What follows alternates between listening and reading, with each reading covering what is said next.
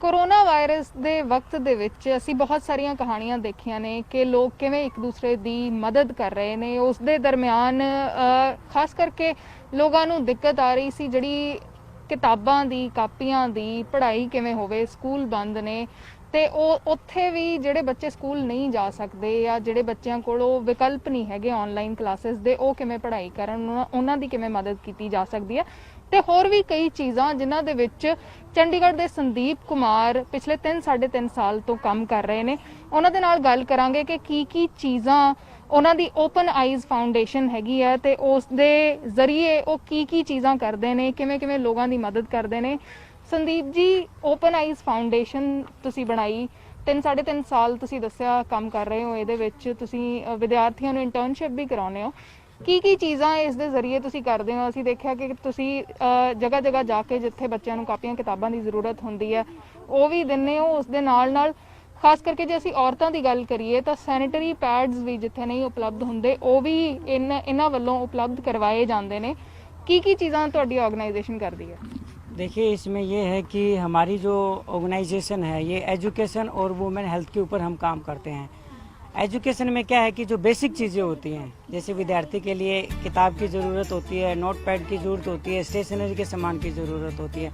अगर यह सामान नहीं है तो विद्यार्थी पढ़ ही नहीं सकता। और ख़ासकर ये जो कॉलोनी है, स्लम एरिया की जो झुग्गी झुपड़ियाँ हैं, यहाँ तक ये सुविधा नहीं पहुँचती है। तो हम लोगों के घरों से ये सारा सामान इकट्ठा करते हैं। एक तरह से रद्दी को हम इकट्ठा करते हैं और उस रद्दी को इकट्ठा करके बिल्कुल सही करते हैं और सही करने के बाद इस स्लम एरिया में हम बांटते हैं। इसके अलावा हम ऐसे बच्चों की भी जिम्मेदारी लेते हैं जिन बच्चों के माता पिता नहीं हैं, जो सिंगल पेरेंट चाइल्ड है, उन बच्चों की प्रॉपर प्रोफाइल बनाते हैं और 1 साल में जितना भी खर्चा आता है उन बच्चों पर एजुकेशन का वो हम पूरा करते हैं। साथ ही साथ एक हमारा ऐसा प्रोजेक्ट है जिसमें जो बच्चे देख नहीं सकते, विजुअली इम्पेयर्ड जो बच्चे हैं, उन बच्चों के लिए भी हम किताबें रिकॉर्ड करते हैं। और अगर एक चीज़ और देखी जाए तो जो झुग्गी झोपड़ी हैं वहाँ पे जो महिलाएं हैं अपने मासिक धर्म में जो है सही कपड़े का इस्तेमाल नहीं करती हैं, सैनिटरी पैड का इस्तेमाल नहीं करती हैं, जिससे उनको बहुत ज़्यादा बीमारी हो रही है। और उस बीमारी की वजह से जो आगे जो जनरेशन पैदा हो रही है उस पर कहीं ना कहीं उस चीज़ का प्रभाव पड़ रहा है। और एक ऐसी चीज़ भी होती है कि ये जो महिलाएं हैं हमारे घरों में आती हैं या कोई चीज़ लेने के लिए आती हैं या घर का काम करती हैं, तो ये खुद बीमार होती हैं। जब घरों में काम करती हैं तो वहाँ पे हमारी लाइफ भी प्रभावित होती है। तो इन लोगों के बेटरमेंट के लिए हम ये काम करते हैं। कैसे आपने ये शुरू किया? खास करके अगर मैं बात करूं किताबों की, आपका मोटो है रद्दी से शिक्षा। तो अगर मैंने या हमारे घर पे कोई बच्चा है उसकी किताबें इस्तेमाल हो चुकी हैं, वो आपको दान करते हैं या कापियां हैं या कुछ भी है, तो एक शुरुआती आइडिया आपके दिमाग में कैसे आया? ये ऐसा है कि मैंने एक जेबीटी का कोर्स किया है और जेबीटी का कोर्स करने के बाद मेरी जो ट्रेनिंग है हरियाणा के गाँव में लगी। तो उस गांव में मैंने सरकारी स्कूल में 3री क्लास के बच्चों को पढ़ाया। जब मैं 3री क्लास के बच्चों को पढ़ा रहा था तो मैं हर रोज़ उनको काम देता था। बड़े होशियार बच्चे थे, लेकिन जब अगले दिन हम उनसे पूछते थे कि आपने काम कहाँ नोट किया, तो अक्सर ये जवाब मिलता था कि हमारे पास नोटबुक नहीं है, हमारे पास पेंसिल नहीं है। तो सर्व शिक्षा अभियान के तहत सरकार सारी फैसिलिटी देती है 8वीं तक की। तो मैंने हेड टीचर से बात की, भाई इन बच्चों के पास तो बेसिक चीज़ें ही नहीं है, तो ये बच्चे पढ़ेंगे कैसे? कहते हैं सरकारी स्कूल के बच्चे नहीं पढ़ते।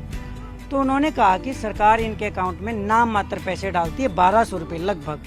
1200 रुपये में ड्रेस लेनी होती है, शूज़ लेने होते हैं, स्टेशनरी लेनी होती है, नोटबुक लेनी होती है, सारी चीज़ें लेनी होती है। तो पॉसिबल नहीं होता है, लेकिन फिर भी चलो 1200 रुपये हैं। तो मैंने देखा कि 1200 रुपये का इस्तेमाल कहाँ हो रहा है। तो हेड टीचर ने बताया कि इनके अकाउंट में जाते हैं और इनकी फैमिली वाले वो यूज़ करते हैं। तो उसके बाद मैं उनकी फैमिली के पास गया। जब मैं उनकी फैमिली के पास गया तो मैंने देखा जिस परिवार के पास खाने के लिए 2 वक्त का खाना नहीं है, अगर उनके अकाउंट में 1200 रुपये आते हैं तो वो बच्चों को स्टेशनरी बिल्कुल नहीं दिलवाएंगे। तो मैंने उनसे कुछ नहीं पूछा, उनकी हालत को देखा और उसके बाद मेरी ट्रेनिंग कंप्लीट हुई। मैं वापस चंडीगढ़ आया, मेरी फैमिली, फिर उसके बाद मैं जॉब लगा यहाँ पे। लेकिन मेरे दिमाग में एक चीज़ चलती रही कि उन बच्चों का क्या होगा, ऐसे हज़ारों बच्चे हैं, उनका क्या होगा। तो रात को भी मुझे सपने आते थे, मतलब मैं बेचैन रहता था। फिर मैंने देखा कि मैं ऐसे बच्चों तक ये चीज़ें कैसे पहुंचा सकता हूं। फिर मैंने अपने घर में ही देखा, मेरी जो खुद की किताबें हैं वो मैं दूसरों को दे सकता हूं। मेरा जो पेन मैंने इस्तेमाल कर लिया है वो खाली हो चुका है, रिफ़िल निकाल के 50 पैसे से नई रिफ़िल डाल के नया पेन तैयार कर सकता हूं। उसी तरीके से नोटबुक है, खाली पेज निकाल के नई नोटबुक हम बना सकते हैं। तो मेरे पास एक आइडिया आया कि मैं रद्दी से शिक्षा का माध्यम बनाऊंगा। और उसके बाद जो है मैंने अपनी फैमिली को बताया कि मुझे जॉब करने में इंटरेस्ट नहीं है, मैं ये काम करना चाहता हूँ। तो परिवार आपका हमेशा ये चाहता है कि आपको पढ़ा दिया लिखा दिया, आप जॉब कर रहे हैं, आप अच्छे से अपनी फैमिली को चलाएं। तो उस वक्त मेरी फैमिली ने मुझे सपोर्ट नहीं किया, और सपोर्ट ना करने की वजह से मैंने अपनी फैमिली को भी छोड़ दिया उस वक्त, क्योंकि मुझे सिर्फ एक ही चीज़ लग रही थी कि मैं सेटिस्फाई हूँ अपनी लाइफ से। तो आज लगभग 3.5 साल हो गए हैं। तो वहाँ से सफ़र शुरू हुआ था। जब मैं घर से निकला तो मेरे पास कुछ भी नहीं था, मेरे घर वालों ने मुझे कुछ भी नहीं दिया उस वक्त। लेकिन धीरे धीरे मैंने काम किया, मैंने जॉब की, मैंने अपना काम किया, मैंने लोगों को जोड़ा, मैंने अपना कॉन्सेप्ट समझाया, लोगों को पसंद आया। मैं एक्टिवा से पहले किताबें उठाता था, तो लोग जब सड़क से जाते तो देखते थे, पूछते थे।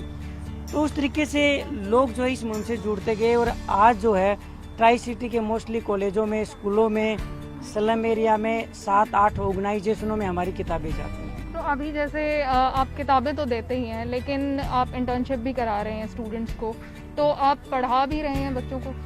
जी बिल्कुल। इसमें ये होता है कि जैसे अभी हम एक कॉलोनी को अडोप्ट कर लेते हैं, जैसे अभी ये गरीबदासपुर हमने अडोप्ट किया है, इस पे हम सर्वे करते हैं। इंटर्नशिप जो बच्चे करने आते हैं उनका एक पढ़ाई का एक पार्ट होता है। कोई 30 दिन करने आता है, कोई 45 दिन करने आता है। तो जब वो 30 दिन या 45 दिन इंटर्नशिप करने आते हैं तो हम एक सर्वे तैयार करते हैं। तो सर्वे तैयार करके इन लोगों की प्रॉब्लम को आइडेंटिफाई किया जाता है, और आइडेंटिफाई करने के बाद उनका सोल्यूशन ढूंढा जाता है। एक टेम्परेरी सोल्यूशन ढूंढा जाता है, एक परमानेंट सोल्यूशन ढूंढा जाता है। परमानेंट हम कर नहीं सकते क्योंकि सरकार करती है, और टेम्परेरी सोल्यूशन से हम ये काम कर रहे हैं। ਤਾਂ ਅਸੀਂ ਸਲਾਮ ਕਰਦੇ ਹਾਂ ਤੁਹਾਡੀ ਸਪਿਰਿਟ ਨੂੰ ਕਿ ਤੁਸੀਂ ਪਿਛਲੇ 3-3.5 ਸਾਲ ਤੋਂ ਇਹ ਕੰਮ ਕਰ ਰਹੇ ਹੋ, ਤੇ ਲਗਾਤਾਰ ਬਹੁਤ ਸਾਰੇ ਅਸੀਂ ਲੋਕਾਂ ਨੂੰ ਦੇਖਦੇ ਹਾਂ ਜਿਹੜੇ ਕਿਸੇ ਨਾ ਕਿਸੇ ਰੂਪ ਦੇ ਵਿੱਚ ਲੋਕਾਂ ਦੀ ਮਦਦ ਕਰਦੇ ਨੇ, ਜ਼ਰੂਰਤਮੰਦਾਂ ਦੀ ਮਦਦ ਕਰਦੇ ਨੇ। ਤਾਂ ਸੰਦੀਪ ਇੱਕ ਆਰਗੇਨਾਈਜੇਸ਼ਨ ਚਲਾ ਰਹੇ ਨੇ ਜਿਸ ਦੇ ਤਹਿਤ ਰੱਦੀ ਤੋਂ ਸਿੱਖਿਆ ਦੀ ਗੱਲ ਉਹ ਕਰ ਰਹੇ ਨੇ। ਕਿਤਾਬਾਂ ਇਕੱਠੀਆਂ ਕਰਦੇ ਨੇ, ਕਾਪੀਆਂ ਇਕੱਠੀਆਂ ਕਰਦੇ ਨੇ, ਜ਼ਰੂਰਤਮੰਦਾਂ ਦੇ ਵਿੱਚ ਵੰਡਦੇ ਨੇ, ਉਹਨਾਂ ਨੂੰ ਪੜ੍ਹਾਉਣ ਦਾ ਵੀ ਕੰਮ ਕਰ ਰਹੇ ਨੇ। ਤੇ ਨਾਲ ਦੀ ਨਾਲ ਔਰਤਾਂ ਦੀਆਂ ਜਿਹੜੀਆਂ ਸਮੱਸਿਆਵਾਂ ਨੇ, ਖਾਸ ਕਰਕੇ ਸੈਨੀਟਰੀ ਪੈਡਸ ਦੀ ਜੇ ਅਸੀਂ ਗੱਲ ਕਰੀਏ, ਉਹ ਜਿਹੀਆਂ ਸੁਵਿਧਾਵਾਂ ਵੀ ਉਹਨਾਂ ਨੂੰ ਉਪਲਬਧ ਕਰਾਉਂਦੇ ਨੇ। ਚੰਡੀਗੜ੍ਹ ਤੋਂ ਕੈਮਰਾਮੈਨ ਸੁਖਜਿੰਦਰ ਢਾਲੀਵਾਲ ਦੇ ਨਾਲ ਅਰਸ਼ਦੀਪ ਅਰਸ਼ੀ, ਨਿਊਜ਼ 18।